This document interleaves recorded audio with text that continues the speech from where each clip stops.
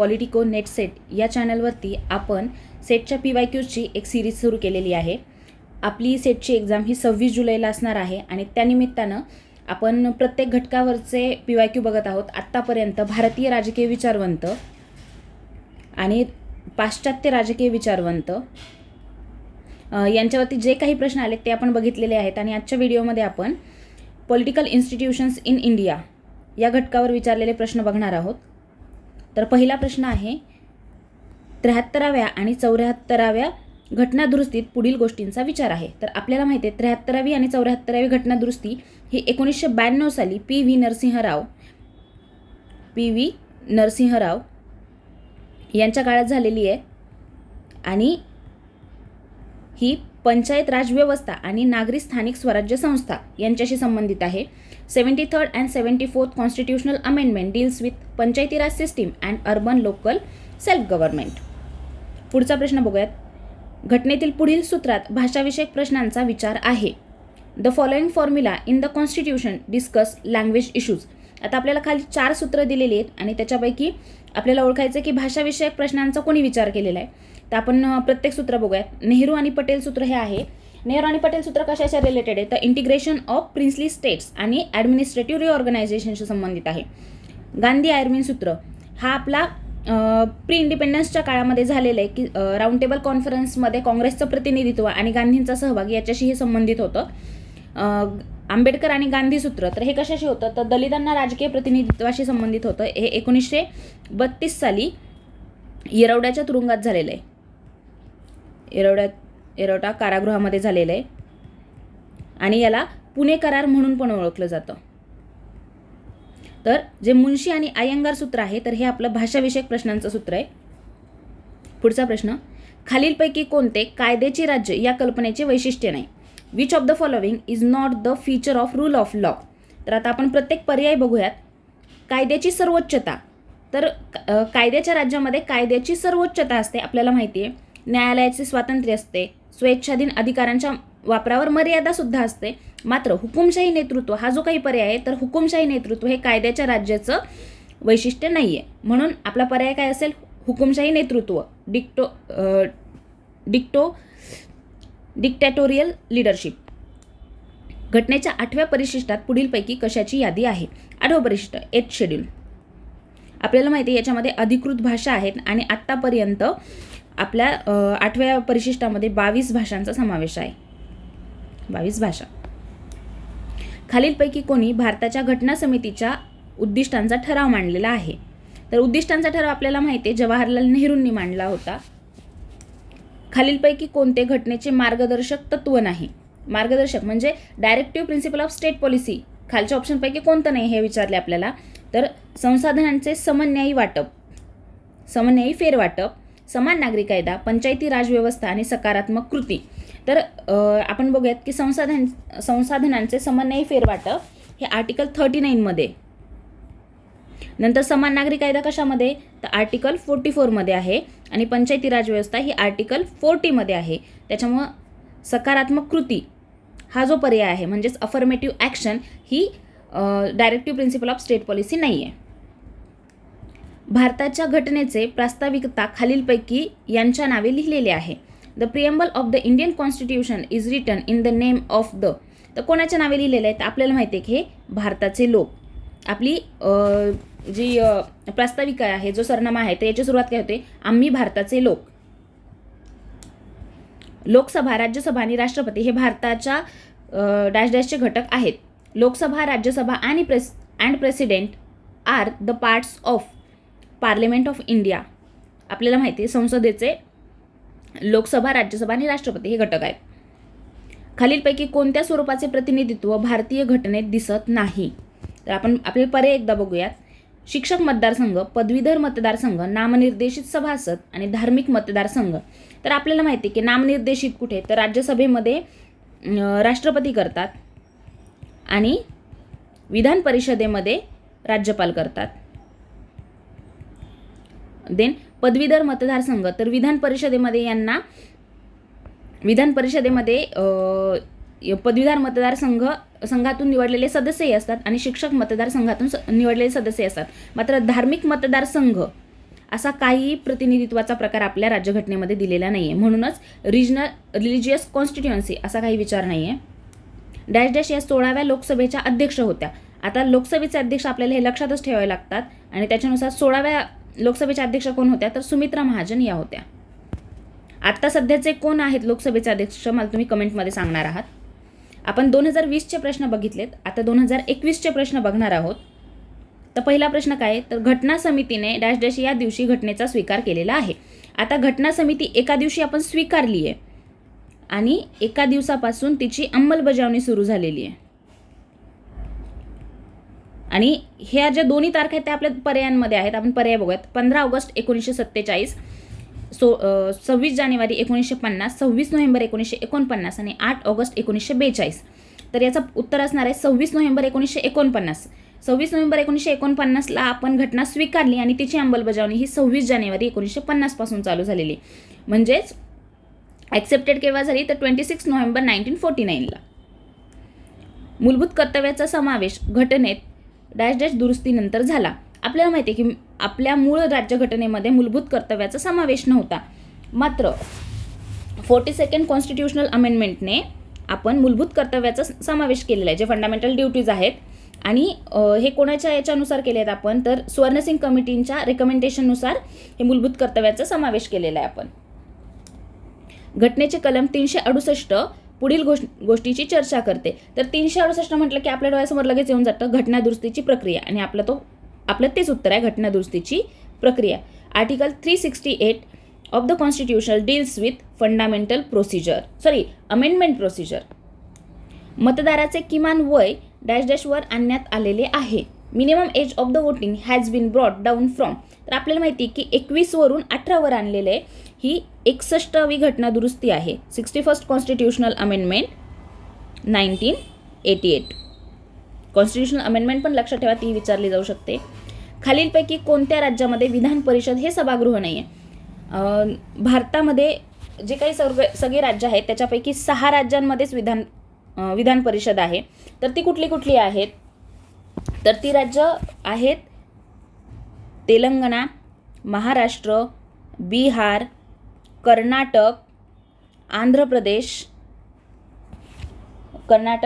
प्रदेश आणि कुठलं राहिलं उत्तर प्रदेश. तर याच्यामध्ये तमिळनाडू हा जो ऑप्शन आहे तर हा ऑप्शन या राज्यामध्ये विधान परिषदेचं सभागृह नाही आहे. जम्मू काश्मीरमध्ये त्यावेळेस होतं, आता नाही आहे. इंदिरा गांधींनी देशांतर्गत आणीबाणी डॅश डॅश या काळात लागू केली. आता देशांतर्गत आणीबाणी म्हटलं की आपल्याला माहिती आहे 1975 ते 1977 या काळात इंदिरा गांधींनी देशांतर्गत आणीबाणी लागू केली होती. ह्या गोष्टी ह्या तुम्हाला पाठच ठेवाव्या लागतात. पुढीलपैकी कोणते काम संसदेचे नाही. आता आपण सगळे पर्याय बघणार आहोत. फंक्शन ऑफ द पार्लमेंट तर कुठलं आहे सरकार स्थापन करणे अगर त्याचा कार्यकाल संपवणे. To form or end the government. Second आहे मतदारांचे प्रतिनिधित्व करणे. कायद्याचा अन्वयार्थ लावणे आणि कायदे करणे. तर आपल्याला माहिती आहे टू इंटरप्रिट द लॉ म्हणजे कायद्याचा अन्वयार्थ लावणे हे संसदेचं काम नाही आहे तर हे न्यायपालिकेचं काम आहे. पुढचा प्रश्न बघूयात. प्रांतिक स्वायत्ततेची सुरुवात भारत सरकारच्या डॅश डॅश या कायद्यामुळे झाली. Provisional autonomy begin with the government of India act. 1935च्या कायद्यामध्ये जे डुअल गव्हर्नमेंटची सिस्टीम होती ती काढून टाकलेली आणि प्रांताला स्वायत्तता दिलेली आहे. घटनेच्या कलम 32 मध्ये डॅश डॅशचा विचार आहे. The article 32 of the constitution deals with judicial review. न्यायिक पुनर्विलोकन. नीती आयोगाचे अध्यक्ष कोण आहेत. Who is the chairman of the NITI Aayog. तर पंतप्रधान हे नीती आयोगाचे पदसिद्ध चेअरमन असतात. अशा प्रकारे 2021चे प्रश्न बघितलेत आपण. आता आपण 2023चे प्रश्न बघणार आहोत. खालीलपैकी कोण सलग 2दा भारताचे राष्ट्रपती होते. तर आपल्याला माहिती आहे की राजेंद्र प्रसाद हे भारताला स्वातंत्र्य मिळालं की नुकतेच असणारे राष्ट्रपती होते आणि तेच 2 टर्म राष्ट्रपती होते. खालीलपैकी कोणती विधाने बरोबर आहेत. लोकसभेच्या 33% जागा महिला खासदारांसाठी राखीव आहेत. 1952च्या पहिल्या लोकसभेपासून लोकसभेतल्या महिला खासदारांची संख्या सातत्याने वाढत आली आहे. 1991च्या 10व्या लोकसभेपासून लोकसभेतल्या महिला खासदारांची संख्या सातत्याने वाढत आली नाही. लोकसभेत स्त्रियांसाठी कोणतेही राखीव कोणत्याही राखीव जागा नाहीत. आता प्रश्न हा 2023चा आहे. त्यावेळेस नारी शक्ती वंदन अधिनियम मांडण्यात आलं नव्हतं किंवा ते पासही करण्यात आलं नव्हतं. त्याच्यामुळं याचं उत्तर काय असेल, तर याचं उत्तर आहे सी आणि डी. म्हणजेच 1991 पासून लोकसभेत महिला खासदारांची संख्या सातत्याने वाढत नाही आलेली, तर ती कमी जास्तही होत आली आणि लोकसभेत स्त्रियांसाठी कुठल्याही प्रकारच्या राखीव जागा नाही आहेत. पुढचा प्रश्न आहे, आपल्याला असत्य विधान ओळखायचं आणि पुढचाही प्रश्न बघायला गेलं तर हा महिला आरक्षणावरतीच आहे. तर बघूयात प्रश्न काय. महिलांसाठीच्या आरक्षण विधेयकाने लोकसभा आणि राज्यसभेतील 33% जागा महिलांसाठी राखीव ठेवण्याची भूमिका घेतली. महिला आरक्षण विधेयकाने लोकसभा आणि राज्यांच्या विधानसभामध्ये 33% राखीव जागा ठेवण्याची भूमिका घेतली. महिला आरक्षण विधेयक राज्यसभेने संमत केलेले आहे आणि महिला आरक्षण विधेयकावर लोकसभेत कधीही चर्चा झालेली नाही. तर असत्य विधान कुठले, तर आपला पर्याय क्रमांक 1 हे उत्तर असणार आहे. कारण की महिलांसाठी आरक्षण विधेयक जे मांडण्यात आले तर ते लोकसभा आणि राज्याच्या विधानसभा यांच्यासाठी मांडण्यात आले, ना की राज्यसभेसाठी. हे लक्षात ठेवायला पाहिजे. आपण घाईघाईत लोकसभा आणि राज्यसभा वाचतो आणि बरोबर टिक मार्क करतो. पुढचा प्रश्न आहे, खालीलपैकी कोणती गोष्ट भारताच्या आर्थिक उदारीकरणाच्या धोरणाचा भाग नाही. पर्याय बघूयात. सार्वजनिक क्षेत्रातल्या उद्योगांचे खाजगीकरण, उद्योगातल्या थेट परदेशी गुंतवणुकीची मर्यादा वाढवणे, संरक्षण क्षेत्रातल्या थेट परदेशी गुंतवणुकीची मर्यादा वाढवणे आणि करपात्र उत्पादनाची किमान मर्यादा वाढवणे. तर पहिला पर्याय आपण बघूयात की सार्वजनिक क्षेत्रातल्या उद्योगांचे खाजगीकरण. जेव्हा खाजगीकरण करतो ते आपलं जे LPG आपण 1991 मध्ये धोरण स्वीकारलं होतं त्याचाच भाग येतो. जेव्हा परदेशी गुंतवणुकीची मर्यादा वाढवतो तेव्हा इन शॉर्ट ते खाजगीकरणालाच वाव दिल्यासारखं आहे, त्याच्यामुळे तो पण उदारीकरणाचाच भाग येतो. संरक्षण क्षेत्रातल्या थेट परदेशी गुंतवणुकीची मर्यादा वाढवणे. बी आणि सी पर्याय तर सारखेच आहेत, म्हणजे एक्सप्लेनेशन पण सारखंच आहे. मात्र डी, करपात्र उत्पादनाची किमान मर्यादा वाढवणे. तर म्हणजे कमीत कमी किती, समजा तुमचं 2 लाख उत्पन्न असेल तर त्याच्यावरती पण ते कर लावू शकतात. म्हणून हे जे आहे तर हे उदारीकरणाच्या धोरणाचा भाग नव्हतं. पुढचा प्रश्न बघूयात. भारताच्या योजना आयोगाने तयार केलेल्या भारत मानव विकास अहवाल 2011 सामाजिक समावेशनाच्या दिशेने या अहवालात पुढील गोष्टींचा समावेश केलेला आहे. हा जर out of the box question विचारला आहे त्यांनी, तरी आपण पर्याय बघूयात. मालमत्तेची मालकी आणि दारिद्र्य यांच्यातील परस्पर संबंध, पोषणाची स्थिती व त्यांच्या संबंधातील आव्हाने, बालमजुरांची स्थिती आणि जलसंधारण प्रकल्पाची स्थिती. तर भारत मानव विकास अहवाल 2011चा जो होता तर याच्यामध्ये मालमत्तेची मालकी आणि दारिद्र्य यांच्यातील परस्पर संबंध, पोषणाची स्थिती व त्या संबंधातील आव्हाने, बालमजुरांची स्थिती ह्या तिन्हीचाही अभ्यास केलेला आहे. मात्र जलसंधारण प्रकल्पाची स्थिती याचा अभ्यास केलेला नाही, म्हणून आपलं पर्याय क्रमांक सी हे उत्तर असणार आहे. खालीलपैकी कोणती सामाजिक चळवळ नाही.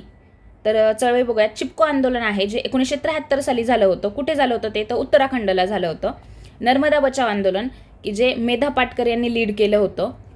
आणि बंधुआ मुक्ती मोर्चा तर स्वामी अग्निवेश यांनी लीड केलं होतं ते आंदोलन आणि हे बॉन्डेड लेबरशी संबंधित होतं. मात्र आसाम गण परिषद आहे तर ही एक पॉलिटिकल पार्टी आसाममधली, त्याच्यामुळं आसाम गण परिषद ही सामाजिक चळवळ नाही आहे.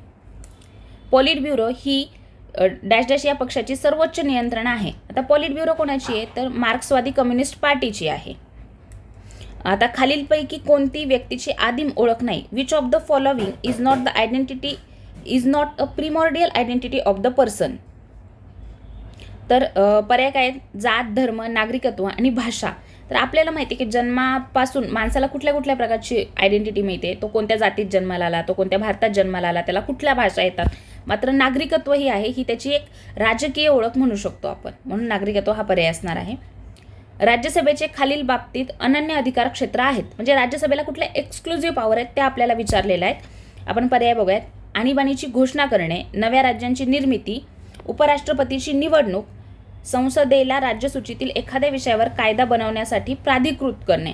आणीबाणीची घोषणा जर लोकसभा त्यावेळेस डिझॉल्व्ह झालेली असेल तर हो, राज्यसभेची त्याला मान्यता लागते. मात्र जेव्हा कधी लोकसभा पुनर्गठित होते तेव्हा 1 महिन्याच्या आत आपल्याला माहिती आहे की आणीबाणीला परवानगी द्यावी लागते. राज्यांची निर्मिती हे संसद करतात. हे काय म्हणतात दोन्ही गृहापैकी कुठे येऊ शकते.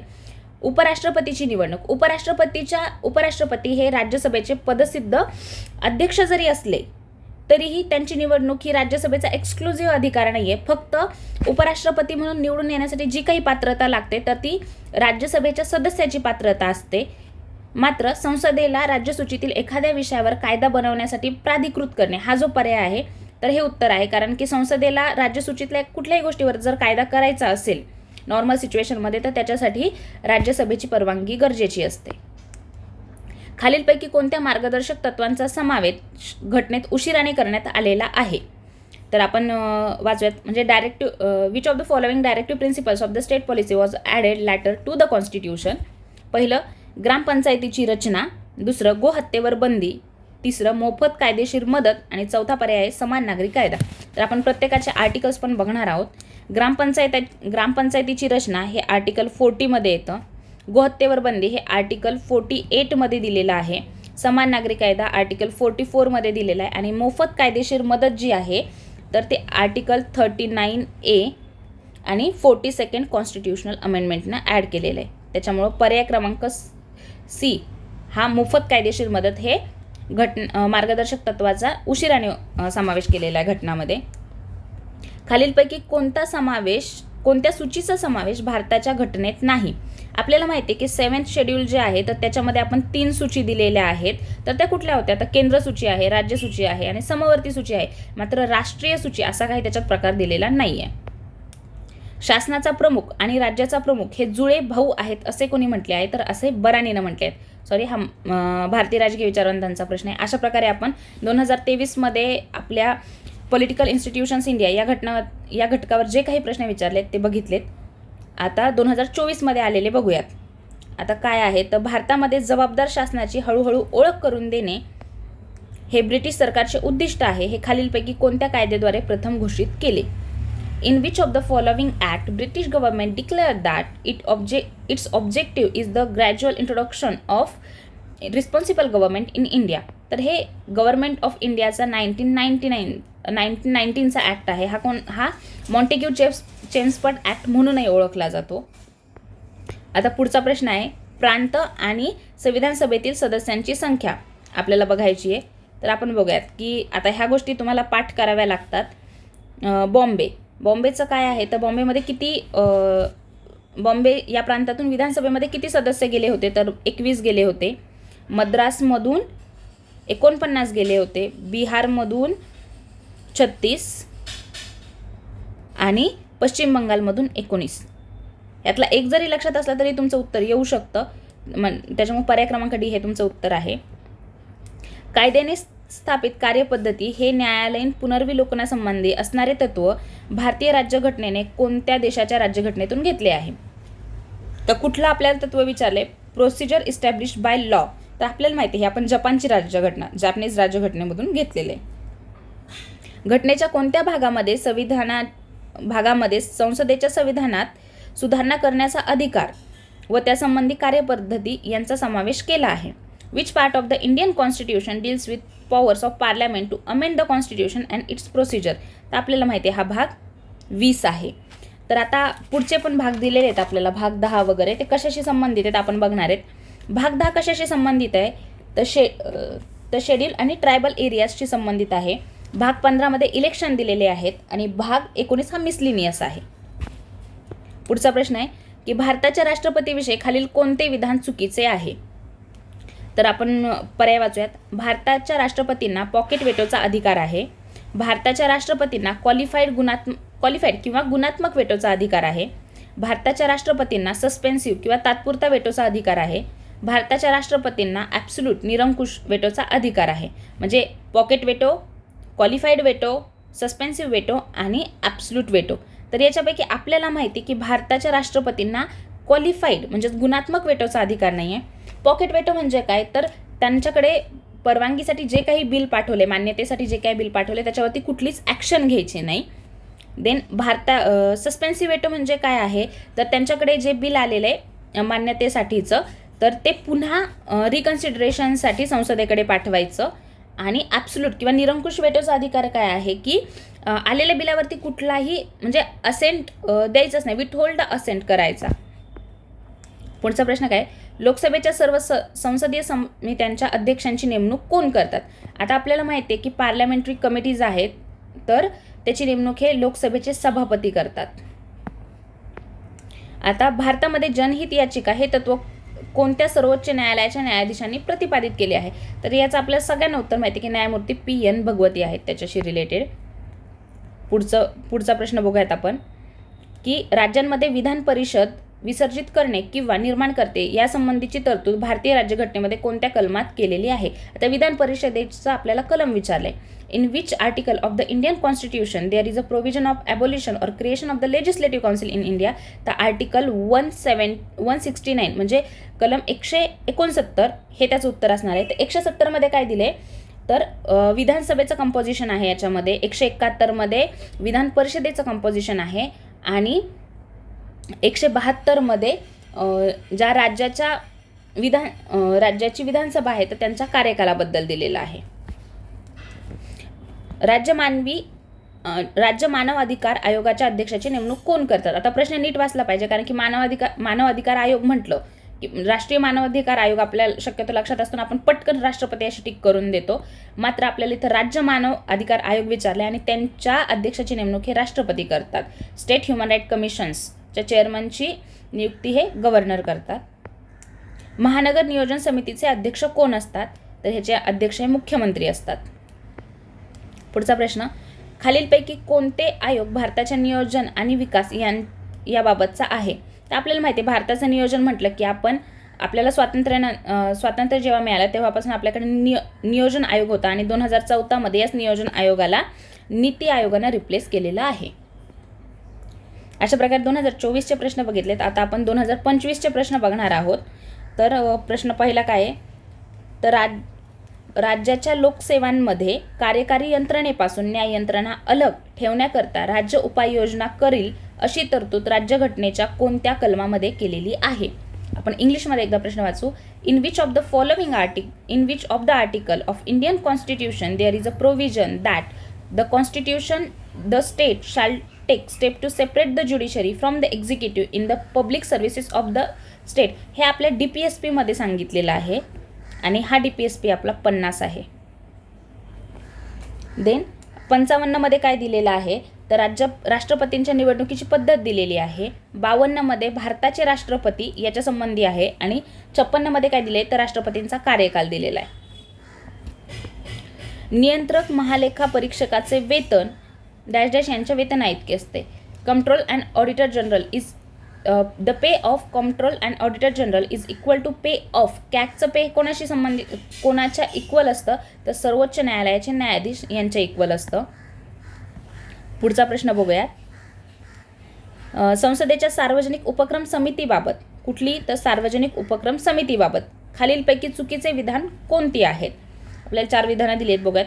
लोकसभेमधून निवडून आलेल्या सदस्यांमधूनच या समितीचा अध्यक्ष निवडला जातो. पंडित नेहरू यांनी या समितीच्या निर्मितीची शिफारस 1963 मध्ये केली होती. 1974 पासून लोकसभेमधून 15 तर राज्यसभेमधून 7 या समितीवर निवडले जातात आणि या समितीच्या सदस्यांचा कार्यकाल 2 वर्षांचा असतो. तर आपल्याला माहिती आहे की या समितीच्या सदस्यांचा कार्यकाल 2 नाही तर हा 1 वर्षाचा असतो आणि पंडित नेहरूंनी या समितीची शिफारस नव्हती केली, तर कृष्णन मेनन यांनी 1964 मध्ये या समितीची शिफारस केलेली. त्याच्यामुळं चुकीचं विधान कुठलं आहे, तर B आणि D म्हणजे पर्याय क्रमांक ऑप्शन B आहे आपला. पुढचा प्रश्न बघूयात. भारतीय संविधानाच्या भाग डॅश डॅशमध्ये निवडणूक आयोगाला संविधानात्मक दर्जा दिलेला आहे. आपल्याला भाग आता 2-3 वर्षीच्या पेपरमध्ये विचारले गेलेले आहेत. तर आपल्याला माहिती आहे भाग 15 हा निवडणूक आयोगाशी संबंधित आहे. तर भाग 6 मध्ये काय दिलेलं आहे बघा, स्टेट गव्हर्नमेंट दिलेलं आहे. भाग 10 मध्ये आपल्याला माहिती आहे शेड्यूल आणि ट्रायबल एरियाज आहेत आणि भाग 13 मध्ये trade, commerce and intercourse within the state आहे. तर भारतीय संघराज्य हे सहकारी संघराज्य आहे असे कोणी म्हटलेले आहे? सहकारी संघराज्य म्हटलं की आपल्याला माहिती आहे ग्रॅन्युले ऑस्टिननं म्हटलेलं आहे, कारण की मॉरिस जोन हे बार्गेनिंग फेडरलिझम म्हणतात आणि के.सी. वियर हे क्वाझी फेडरलिझम म्हणतात.